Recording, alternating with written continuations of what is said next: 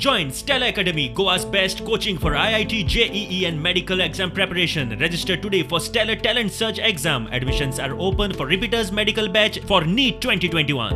आणि 2014 सरकारान rural development says लायलो आणि तो थोड्यांनी बोललो आणि मेजर कंपनी लायक JSW तेंच्यांनी बोललोच ना.